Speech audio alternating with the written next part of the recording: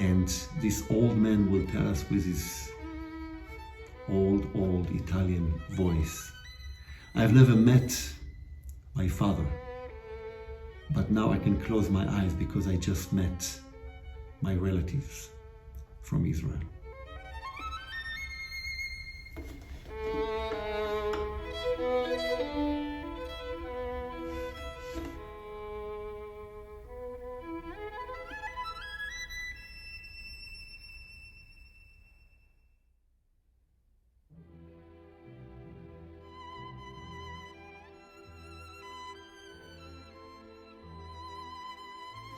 In 1924, just outside the walls of the old city of Jerusalem, my grandfather, Moshe Bernstein, was born.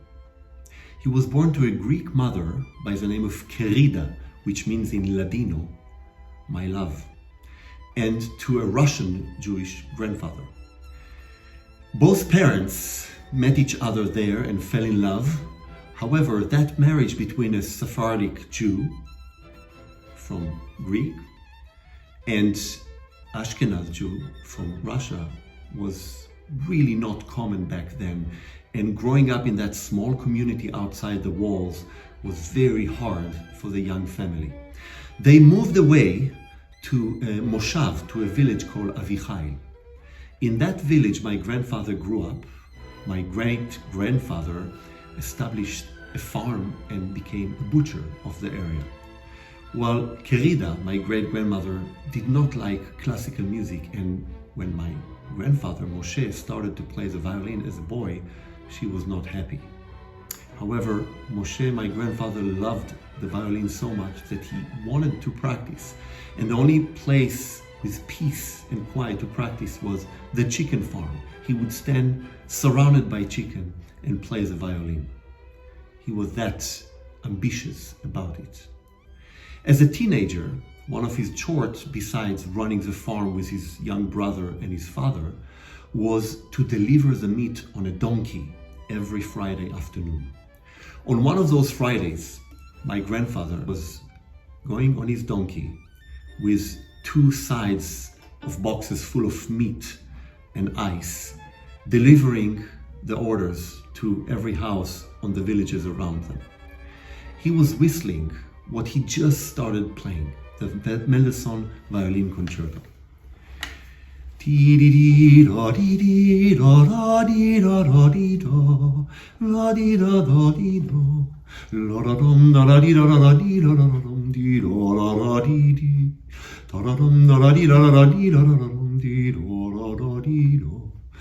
This was a piece he loved since day one.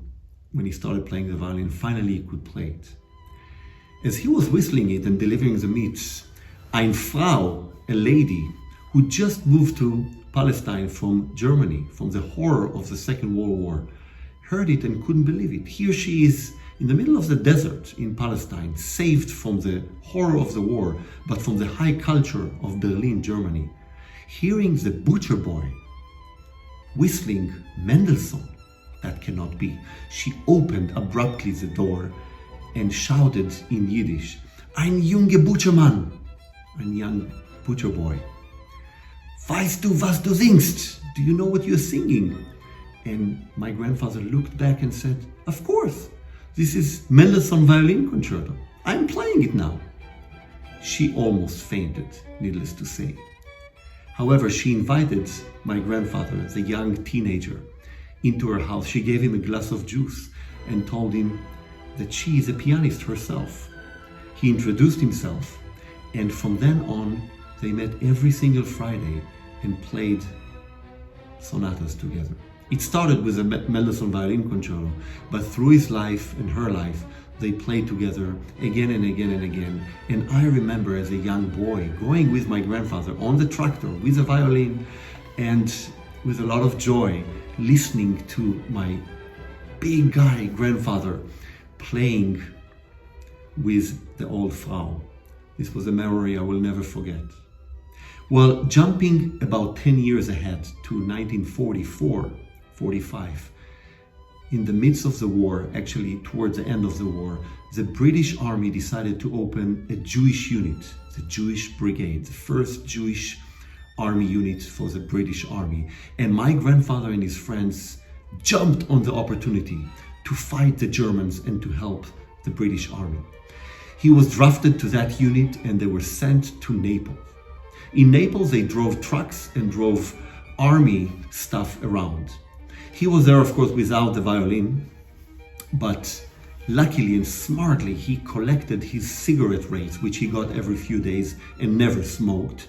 And when he had enough, he went to town and he found a violin shop where he could exchange the cigarettes he had for this violin, this old Italian instrument, which he kept ever since.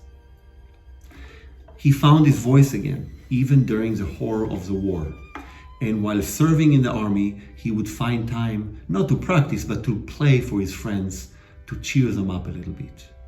After a while, after a few months, he met a lady by the name of Fulvia, who was a gorgeous, beautiful lady who played the piano and lived in Naples. My grandfather and Fulvia fell in love. And we know that because here it inscribed on the violin, Fulvia 1945. Well, after the war, when my grandfather came back home to Palestine, he kept in touch with Fulvia. We have all the hundreds of letters, love letters. Fulvia and Moshe were so much in love through music and through the horror of the time. They kept in touch, and some of the letters even suggest that they tried to get together. My father tried to get a visa for Fulvia to come to Palestine and to join him. Well, that didn't work out because Fulvia and Moshe had parents who did not approve of that love. It was such a love that even one of the letters contained a flower that is still there. It's dried flower now, and we have that as well. The love kept going, the letter slowly stopped, and eventually life took over both sides.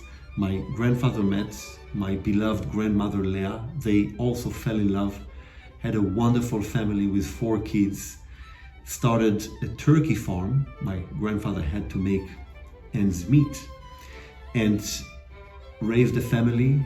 The older daughter is my mother, and told us all the stories about the violin back then and that little leather bag with all the letters from Fulvia.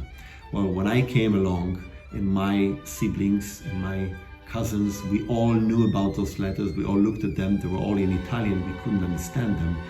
We all adored the violin, and I, as I said before, loved going with my grandfather every Friday to hear him play the violin with the old lady whom he met when he was a teenager in the mid-30s. Well, moving now to these days, I am a cellist myself. I'm so thankful that I can have this violin, even though my grandfather passed away many years ago. It is on the wall here in my studio, always with me, with the smell of my grandfather, the letters of Fulvia, the stories, and the end which I would like to have to this story, or I envision or imagine to the story, where I go to Naples one day with my 3 kids and my wife, and we walk in the downtown and we whistle the Mendelssohn Violin Concerto. In one of the windows, we hear a cracking open of a window, and an old Italian man opens the window and says in Italian, "Do you know what you're whistling?" And we all look back and say, of course, this is Mendelssohn Violin Concerto. Our grandfather, our great-grandfather used to play it. This old man will crack open the door and says, "Please come in." He will offer us a glass of juice and will tell us that his mother, Fulvia, told him the story of how she met that man named Moshe from Israel, and they played the violin concerto by Mendelssohn and were in love. And when she died, she showed this man a box full of letters from my grandfather, the other side of the story. And this old man will tell us with his old Italian voice. I've never met my father, but now I can close my eyes because I just met my relatives from Israel.